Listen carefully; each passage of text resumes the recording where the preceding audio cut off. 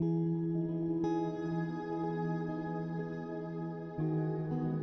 sounds silly maybe, but I really wanted to do it for us.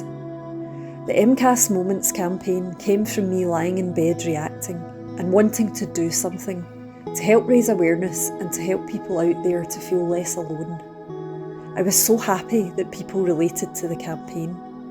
We achieved so much with no budget, and we felt it was a story that merited being told more widely. And when we were able to enter the awards at no cost, it was such a good opportunity. I really wanted to go to the awards to raise awareness of MCAS, but also just to remind myself I can do things like this, and hopefully inspire other people with MCAS that they can do things like this too. Plus my brother told me, you have to go to that.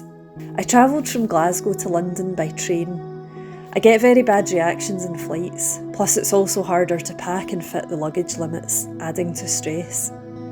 I got a first train from my house to Glasgow city centre, then the train from Glasgow to London Euston. The fastest trains take 4.5 to 5 hours, although unfortunately mine was delayed, so the journey was almost 6 hours. It was really hard to get an outfit to wear. I'm allergic to a lot of shoes. I can't do fake tan or do my hair or nails. I'm allergic to PPD, which is a chemical in black dye, and cobalt, which is a chemical in blue dye, plus other chemicals. Thankfully, I managed to find a dress with tan-coloured lining and black on the outside, so it was okay. I'd ordered about 8 or 9 dresses online over 2 months, which were just not nice at all, so I had to send them all back.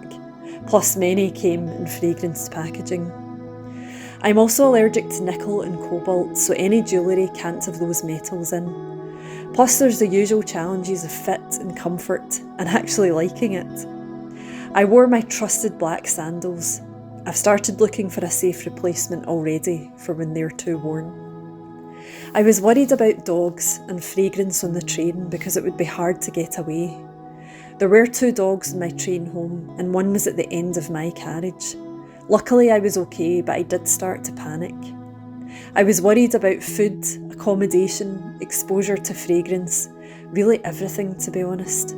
But I tried to keep focused on the benefits of going and on having a nice time. And of course getting to meet Joy.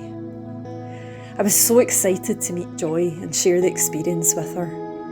I felt really excited when I was getting ready in my hotel and reminded myself we've done the work.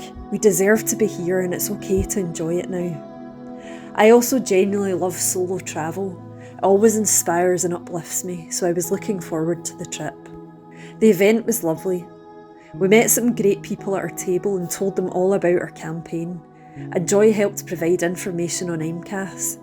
She was saying that she finds people everywhere who think they may have it or know someone who may have it, so we did our bit.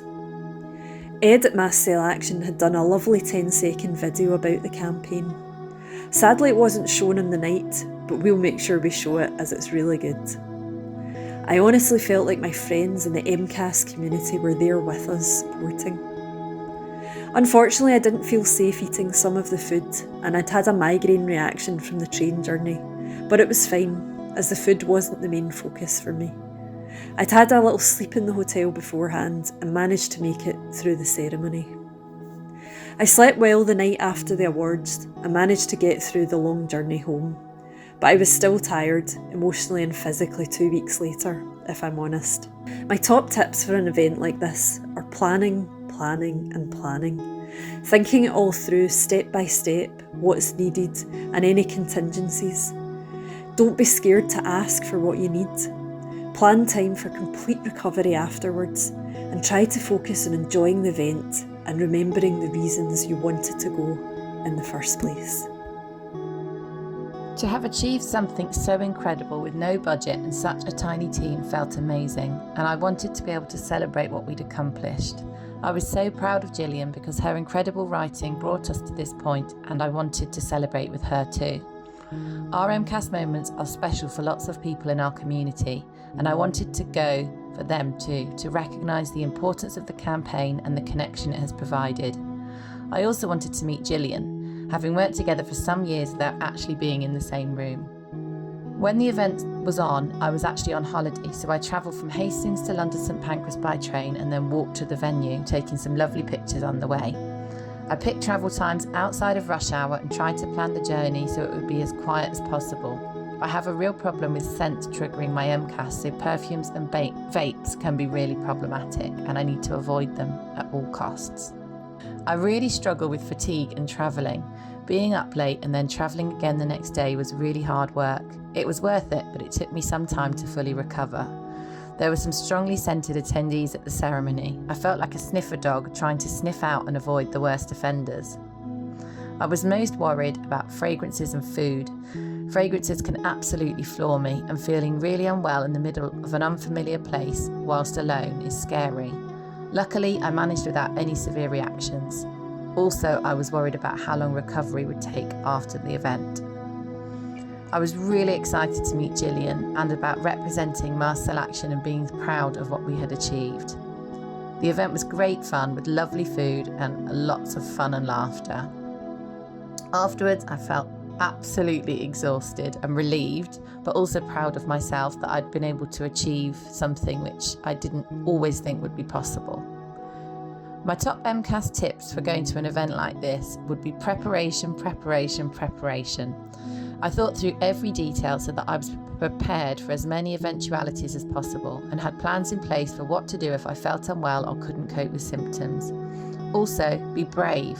It would have been much easier not to go, but I am so pleased that I went and have lovely memories to look back on. And finally, don't be afraid to ask for assistance with accessibility. They can say no, but they might say yes, and it might be the difference between experiencing symptoms or not.